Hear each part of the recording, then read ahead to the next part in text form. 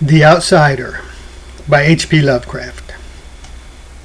Unhappy is he to whom the memories of childhood bring only fear and sadness. Wretched is he who looks back upon lone hours in vast and dismal chambers with brown hangings and maddening rows of antique books, or upon awed watches in twilight groves of grotesque, gigantic, and vine-encumbered trees that silently wave twisted branches far aloft. Such a lot the gods gave to me, the dazed, the disappointed, the barren, the broken. And yet I am strangely content, and cling desperately to those sear memories when my mind momentarily threatens to reach beyond, to the other. I know not where I was born, save that the castle was infinitely old and infinitely horrible, full of dark passages and having high ceilings where the eye could find only cobwebs and shadows. The stones in the crumbling corridors always seemed hideously damp, and there was an accursed smell everywhere, as of the piled-up corpses of dead generations. It was never light, so that I used sometimes to see the light candles and gaze steadily at them for relief. Nor was there any sun outdoors, since the terrible trees grew high above the topmost accessible tower. There was one black tower, which reached above the trees into the unknown outer sky, but that was partly ruined and could not be ascended, save by a well-nigh impossible climb up the sheer wall, stone by stone. I must have lived in this place, but I cannot measure the time. Beings must have cared for my needs, yet I cannot recall any person except myself, or anything alive but the noiseless rats and bats and spiders.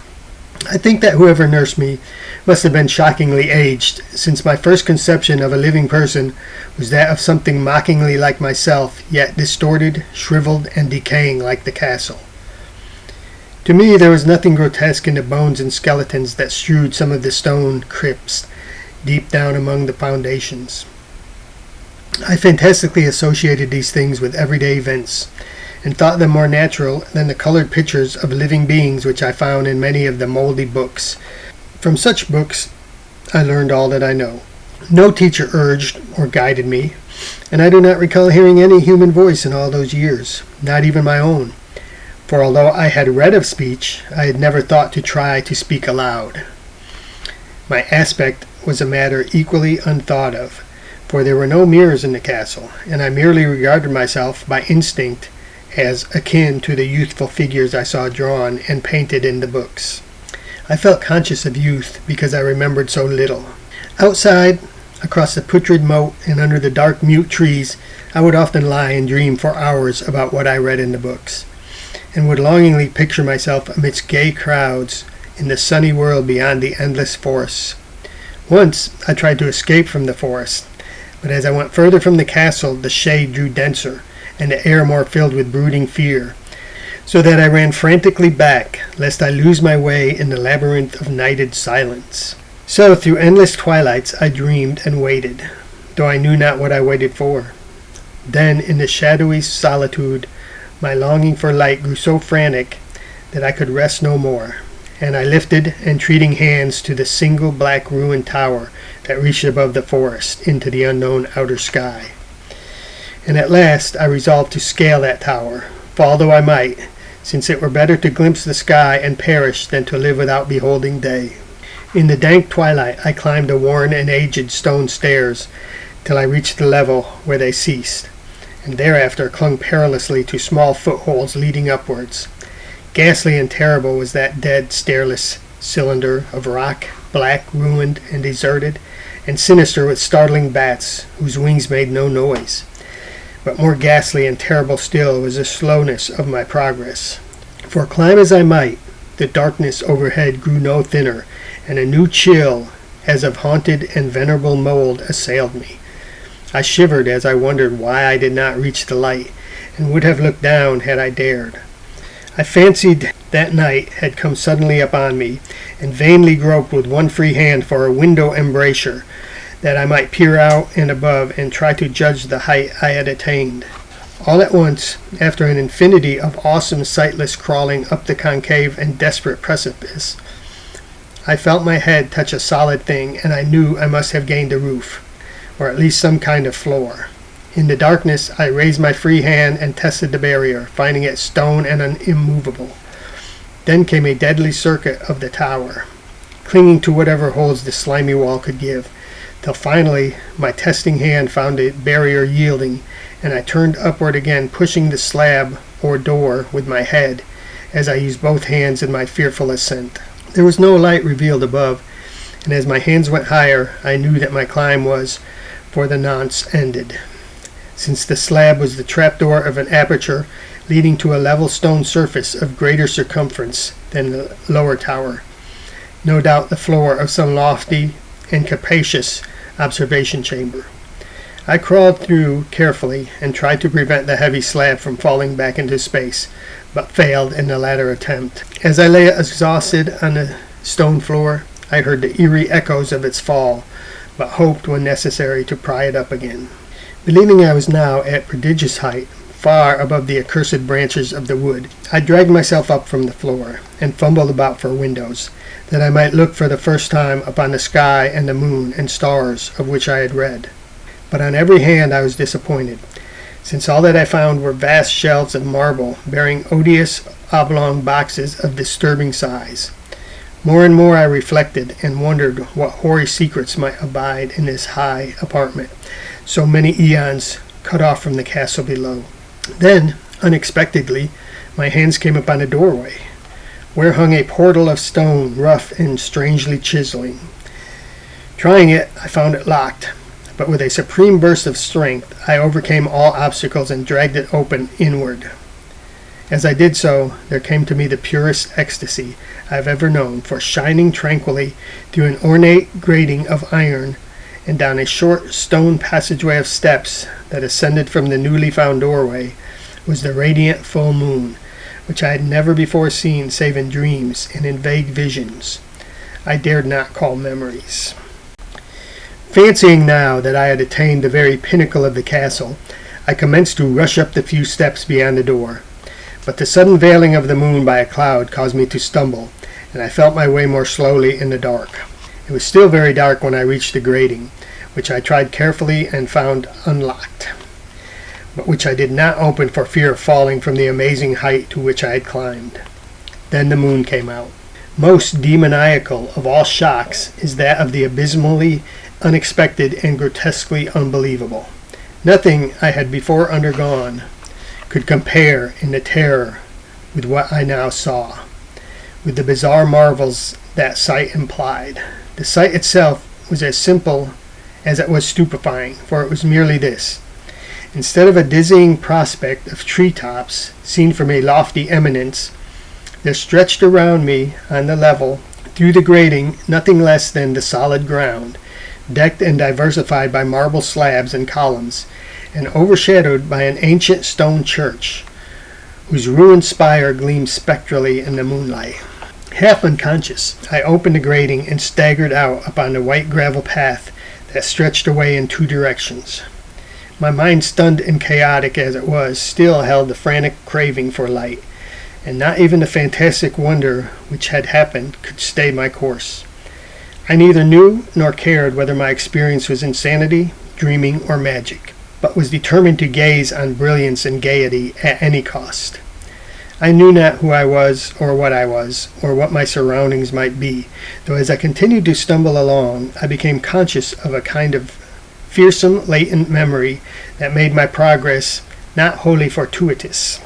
I passed under an arch out of that region of slabs and columns, and wandered through the open country. Sometimes I followed the visible road, but sometimes leaving it curiously to tread across meadows where only occasional ruins bespoke the ancient presence of a forgotten road. Once I swam across a swift river where crumbling mossy masonry told of a bridge long vanished. Over 2 hours must have passed before I reached what seemed to be my goal, a venerable ivied castle in a thickly wooded park, maddeningly familiar, yet full of perplexingly strangeness to me. I saw that a moat was filled in, and that some of the well-known towers were demolished, whilst new wings existed to confuse the beholder. But what I observed with chief interest and delight were the open windows, gorgeously ablaze with light, and sending forth sound of the gayest revelry. Advancing to one of those, I looked in and saw an oddly dressed company indeed, making merry and speaking brightly to one another. I had never seemingly heard human speech before, and could only guess vaguely what was said. Some of the faces seemed to hold expressions that brought up incredible, remote recollections. Others were utterly alien. I now stepped through the low window into the brilliantly lighted room, stepping as I did so from my single bright moment of hope to my blackest convulsion of despair and realization. The nightmare was quick to come, for as I entered there occurred immediately one of the most terrifying demonstrations I had ever conceived.